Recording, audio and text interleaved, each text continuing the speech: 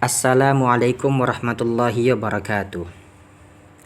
Bismillahirrahmanirrahim.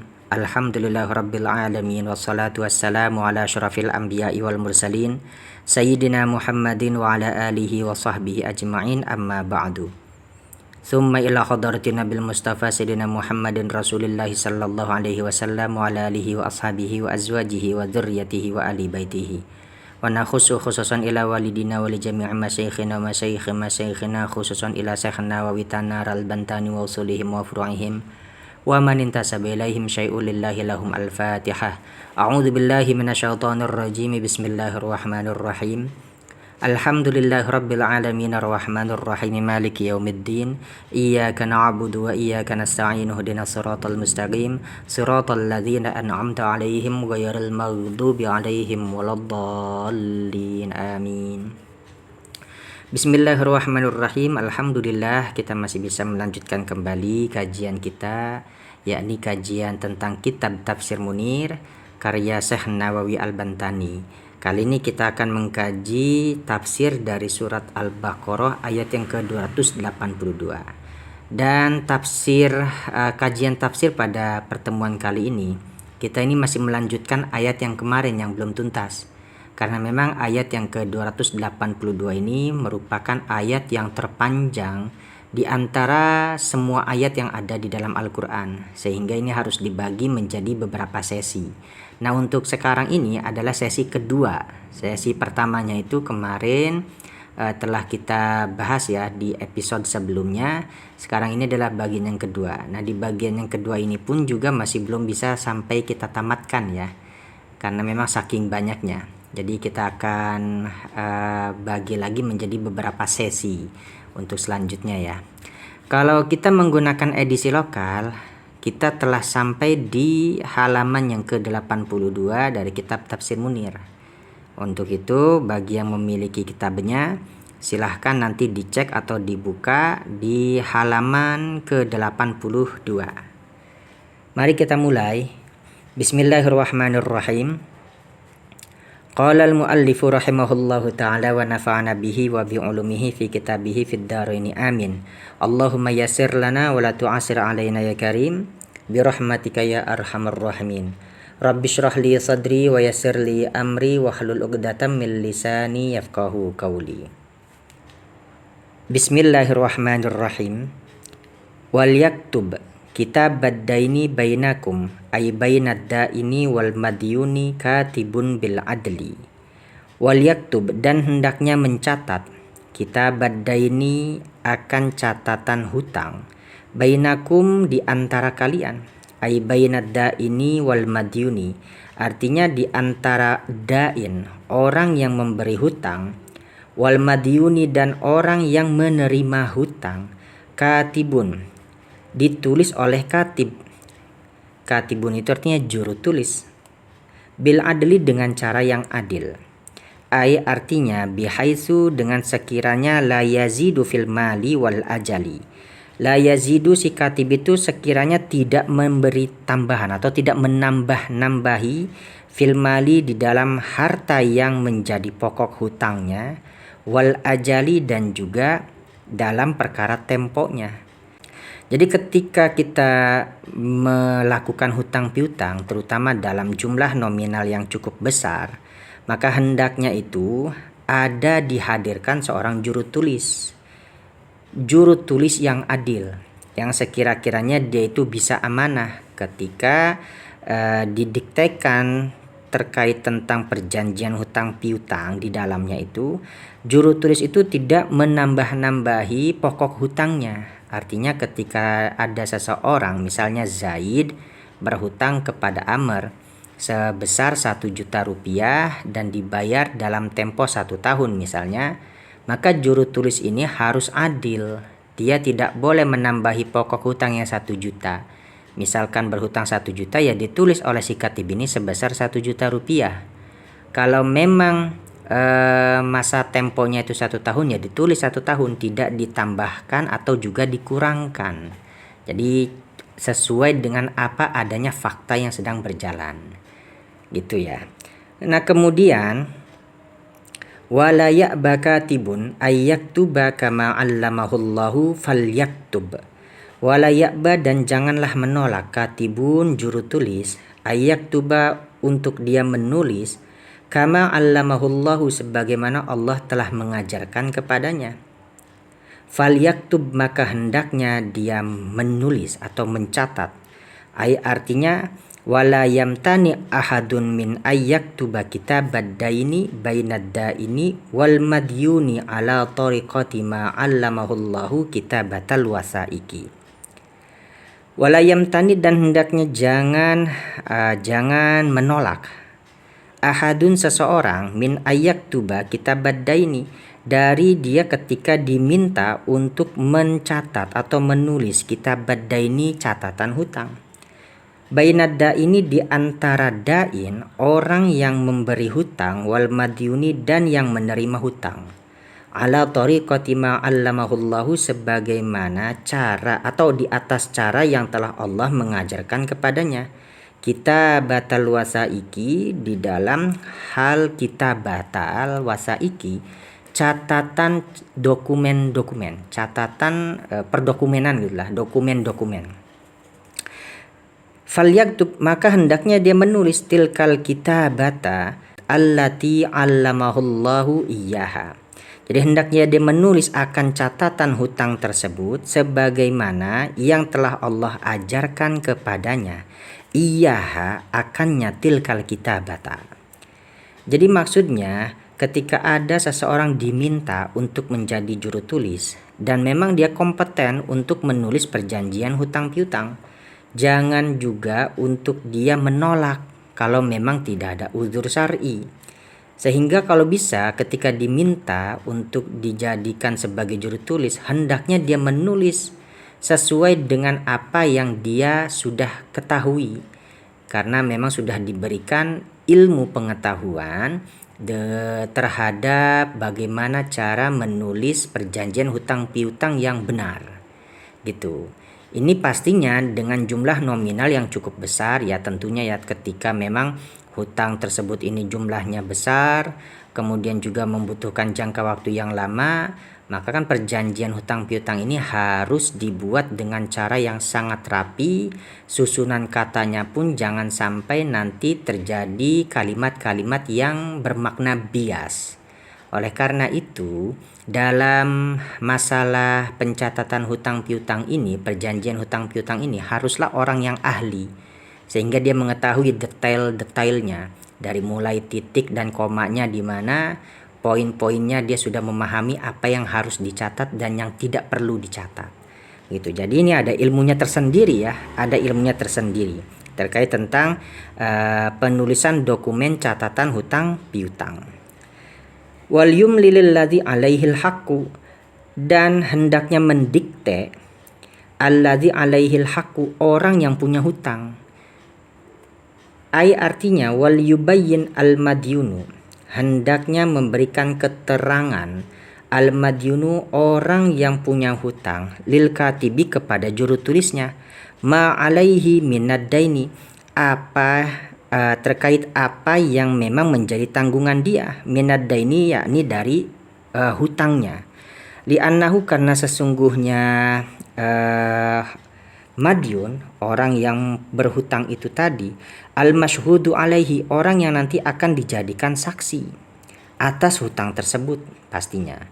Fala budda ayyakuna huwa al-muqirra, maka haruslah ayyakuna, adanya si madyun, orang yang berhutang itu tadi, huwa al-muqirra, dialah orang yang nanti akan memberikan ikrar, pengakuan.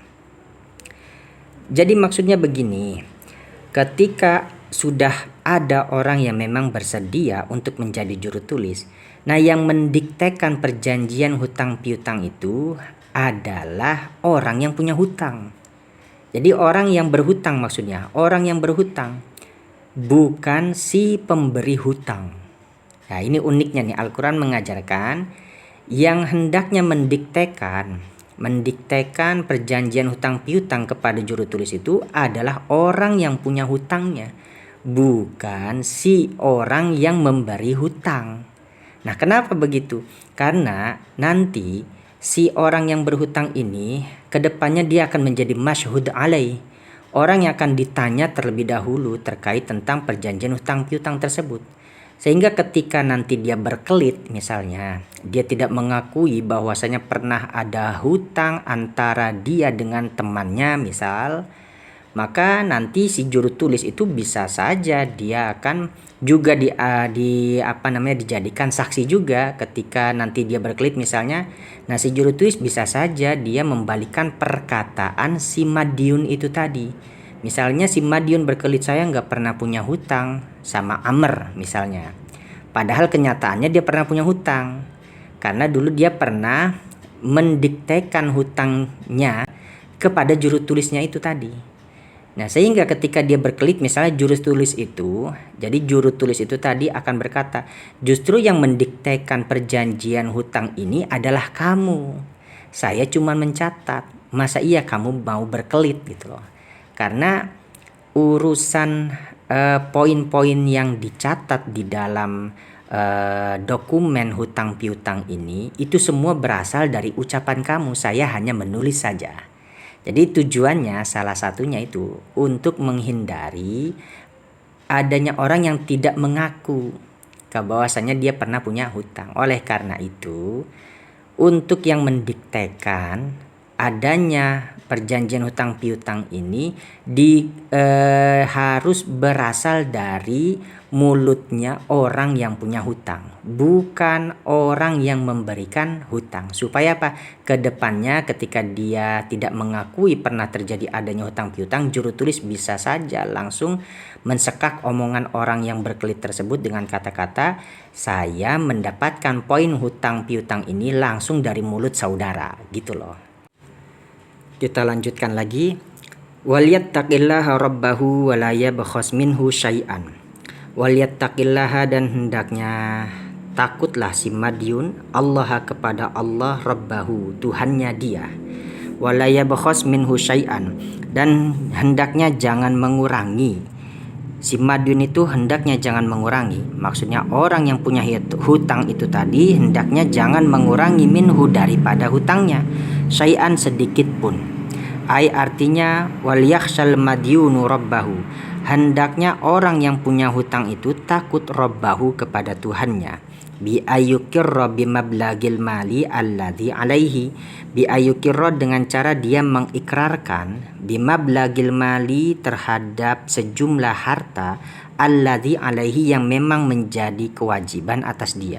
Wala yanqusu mimma alaihi, dan hendaknya tidak boleh mengurangi, atau hendaknya jangan sampai mengurangi ya si Madiun itu tadi, mimma alaihi, dari apa yang memang menjadi kewajiban atasnya, minad daini, yakni daripada hutang, syai'an, sedikit pun, jangan dikurangi sedikit pun, fi ilqail alfadhi, pada saat menyampaikan al-alfadhi, lafaz-lafaz perjanjian hutang piutang, alal katibi, kepada juru tulis.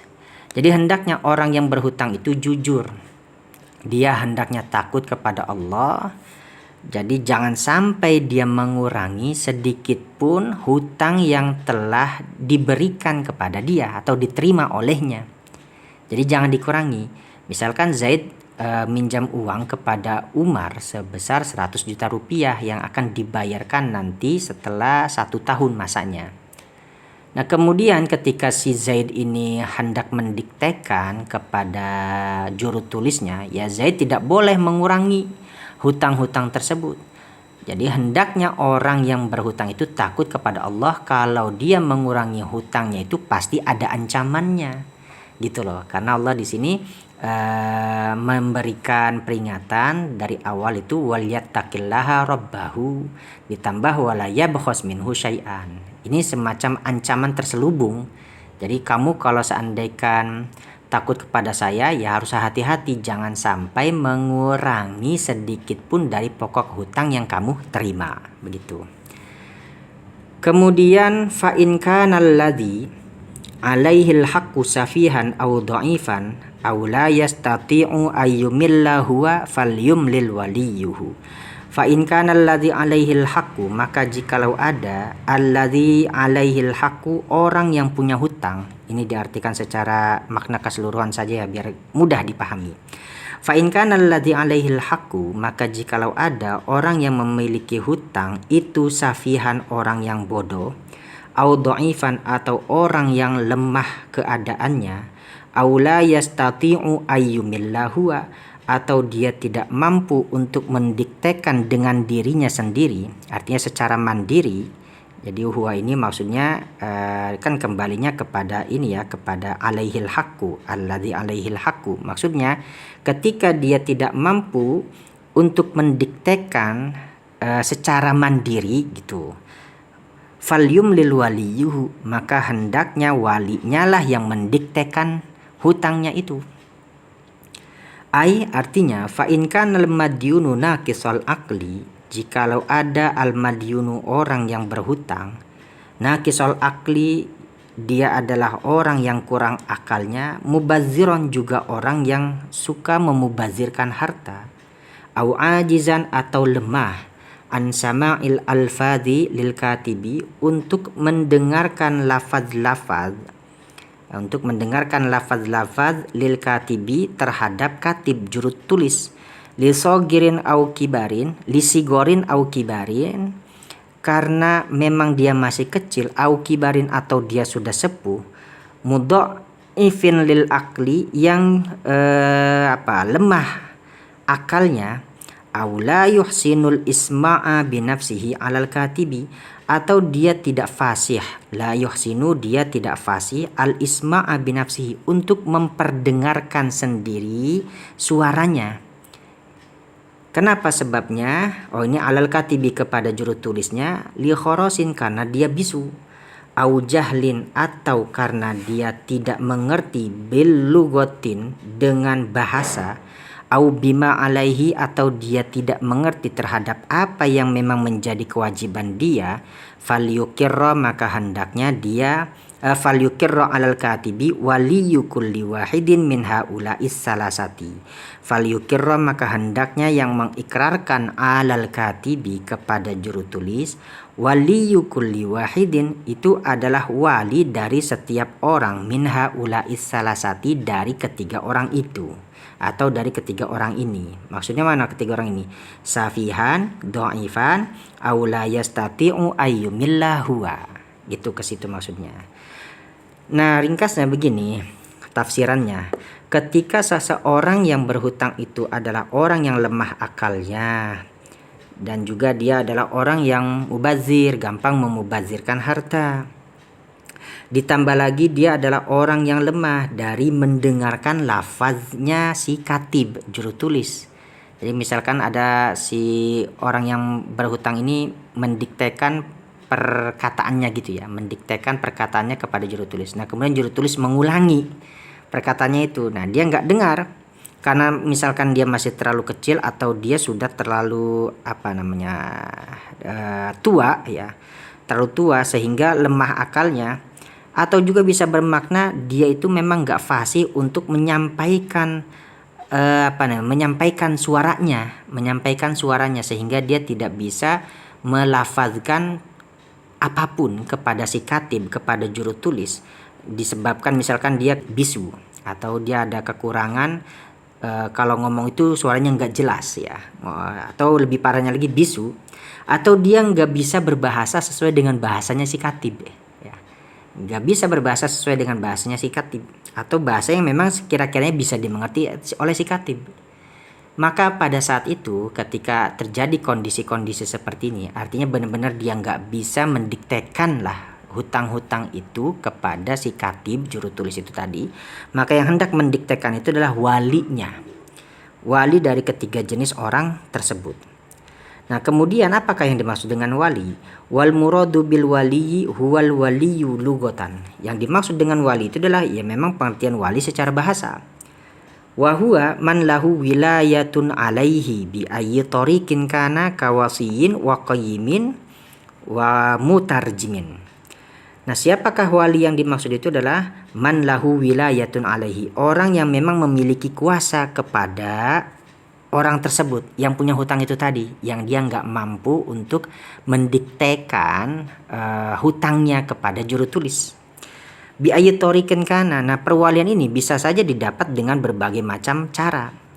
Bisa dengan kawasiyin seperti adanya wasiat, atau juga dengan adanya pengampuan, qayyim, pengampuan, wa mutarjimin, atau ada juga dengan istilah mutarjim, penerjemah kalau memang dia nggak bisa berbahasa dengan baik, dengan bagus. Bil adli, dengan cara yang adil. Ai bisidki, artinya dengan cara yang jujur, min ghairi ziyadatin, dengan tanpa adanya tambahan, wa naqsin, dan juga pengurangan. Wastashhidu syahidaini mir rijalikum. Wastashhidu, dan hendaknya kalian meminta saksi. Syahidaini, dengan 2 orang saksi, mir rijalikum, dari kalangan lelaki-lelaki kalian. Ai artinya wa ashhidu ala daini syahidaini minar rijali al balighainil ahraril muslimaini. Washidu, dan mintalah persaksian ala daini, atas hutang, syahidaini, dengan 2 orang saksi, minar rijali, dari kalangan laki-laki, al balighaini, yang keduanya balig, al ahrari, yang juga merdeka, bukan berasal dari kalangan budak, al muslimaini, yang keduanya itu juga orang muslim. Wa inda syurahi. Nah, ini sebelum kita lanjut. Jadi syarat wali di sini, yang pertama itu harus laki-laki ya. Jumlahnya kan 2 orang ya. Kedua-duanya itu harus laki-laki. Kemudian keduanya itu adalah balig, merdeka, dan harus orang Islam. Wa inda syurahin, dan menurut Syekh atau Imam Syuraih, wa Ibnu Sirin, dan juga Ibnu Sirin, wa Ahmadu, dan Imam Ahmad, tajuzu syahadatul abidi, boleh persaksiannya abid. Jadi seorang budak itu juga boleh diangkat menjadi saksi. Wa ajaza Abu Hanifata syahadatal kuffari ba'dihim ala ba'din. Wa ajaza Abu Hanifata, Abu Hanifah juga membolehkan syahadatal kuffari, akan persaksiannya orang-orang kafir, ba'dihim, dari sebagian mereka, ala ba'din, atas sebagian yang lain. Maksudnya kalau orang kafir ya boleh mencari saksi dengan sesama orang kafir juga, maksudnya non muslim lah intinya lah. Jadi kalau seandainya yang bertransaksi itu adalah orang non muslim, maka boleh saja yang menjadi saksi itu pun juga orang non muslim. Fa illam yakuna rajulaini farajulun wa imra'atani. Fa illam yakuna, maka jikalau tidak ada syahidaini, itu enggak ada, rajulaini itu 2 orang laki-laki, farajulun wa imra'atani, maka boleh 1 orang lelaki, wa imra'atani, dan 2 orang perempuan.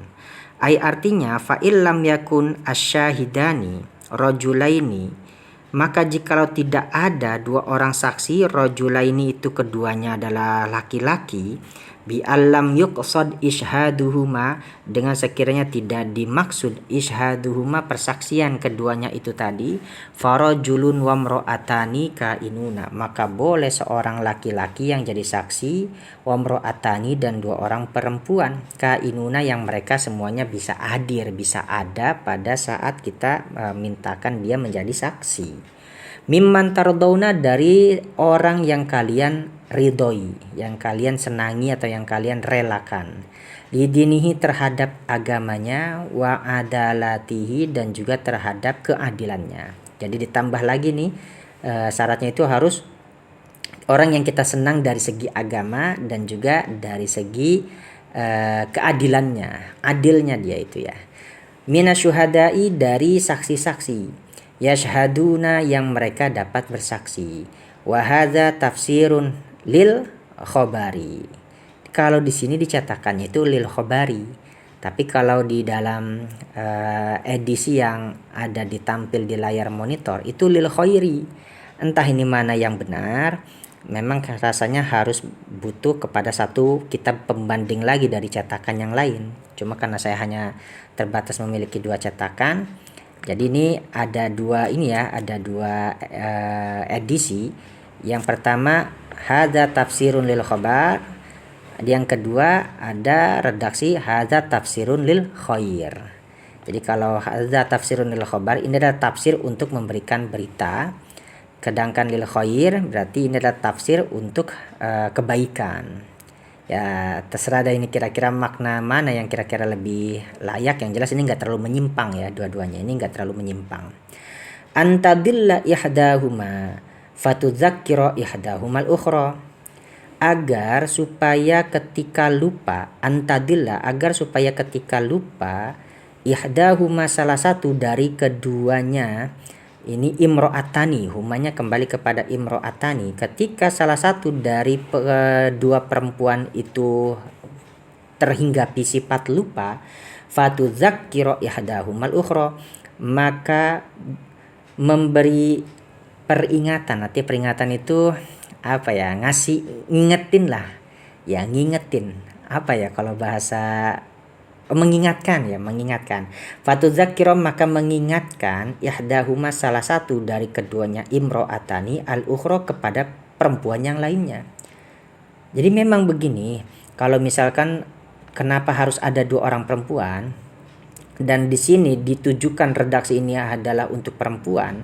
Jadi ketika antadilla ihdahuma, ini tujuannya itu adalah kepada perempuan, supaya ketika harusnya satu orang laki-laki itu dua orang laki-laki itu berhak untuk dijadikan saksi, ketika tidak ada saksi laki-laki keduanya, maka boleh diambil saksi itu dari seorang laki-laki dan juga diambil dari dua orang perempuan. Jadi satu laki-laki ditambah dua orang perempuan. Lah kok bisa dua orang perempuan itu menggantikan posisi satu laki-laki? Karena memang umumnya perempuan itu dia memiliki ini daya ingat yang agak sedikit kurang kuat sebagaimana lelaki. Dalam hal hutang piutang ya. Ini bukan dalam hal yang lain-lainnya, tapi khusus dalam kondisi ini perempuan itu mungkin bisa sering lupa, sehingga ketika ada salah seorang di antara perempuan tersebut yang dijadikan saksi dia mengalami kelupaan, sifat lupa, maka satu perempuan yang tadi itu bisa berfungsi untuk mengingatkan perempuan yang tadi lupa, sehingga nanti persaksiannya dianggap kuat, sehingga dua orang perempuan itu setara dengan persaksian satu orang laki-laki. Qara'a Hamzatu, membaca Imam Hamzah, antadilla bikasri in. Jadi Imam Hamzah membacanya intadilla, wa tudzakkiru birraf'i, dan juga dibacanya tudzakkiru birraf'i, wa tasdidi dan dengan dibaca tasdid. Wa qara'a Nafi wa Asim wal Kisai, Imam Nafi, Imam Asim, Imam Al-Kisai membacanya fatudzakkira bitasdidi wan nasbi, dengan baca tasdid dan juga nasab, fatudzakkira. Wa qara'a Ibnu Katsirin, dan membaca Ibnu Katsir, wa Abu Amrin dan Abu Amr, bitakhfifi wan nasbi. Jadi kalau Ibnu Katsir, Abu Amr dengan takhfif ringan, wan nasbi dan nasab, jadinya fatudzakkira. Amma sairul qurra'i, sedangkan semua atau sisa daripada para ahli qurra yang lain, faqara'u mereka membaca binasobin dengan nasab, an huruf an, ala hadfi lam ta'lil, dengan membuang lam ta'lil. Jadi kalau yang lainnya itu membacanya antadilla ihdahuma fatudzakkira ihdahumal ukhra. Ai artinya wa innama, dan hanyasanya atau hanyalah, usturito at-ta'addudu fin nisa'i, dipersyaratkan untuk berbilang fin nisa'i di dalam perempuan. Artinya harus ada double perempuan itu, bukan cuma satu tapi harus dua orang. Tujuannya li ajli, supaya ketika antansa dia lupa, ihdal mar'ataini, ketika lupa salah seorang dari dua orang perempuan itu tadi, asyhadata akan persaksian, linaksi aklihinna, karena memang ada kekurangan dari segi akalnya, fatudzakkira ihdahuma, maka bisa mengingatkan ihdahuma salah satu dari keduanya perempuan itu tadi, azzakiratu, perempuan yang masih ingat, lisyahadati, terhadap kesaksian, almar'atal ukhra, kepada dia memberikan peringatan kepada perempuan yang lainnya, annasiyata laha, yang dia itu lupa, yang perempuan itu lupa. Jadi fungsinya begitu tadi. Kenapa harus ada dua orang perempuan? Karena itu tadi, perempuan itu punya tabiat lebih cepat lupanya dalam hal ini, sehingga dua orang saksi perempuan itu tadi, untuk yang satu itu tugasnya buat mengingatkan ketika satu orang rekannya yang sesama perempuan itu lupa terhadap saksi yang maksudnya terhadap suatu perkara yang sedang dia dimintakan menjadi saksi. Begitu. Tujuannya sih seperti itu ya. Nah, kemudian walayak basyuhada ini kita lanjutkan besok ya. Saya akhiri, semoga ini bermanfaat. Kalau memang ada kesalahan, nggak apa-apa, nanti langsung dikoreksi di kolom komentar supaya nanti koreksian itu bisa dibaca oleh halayak ramai. Saya akhiri, wallahu a'lam bishawab. Assalamualaikum warahmatullahi wabarakatuh.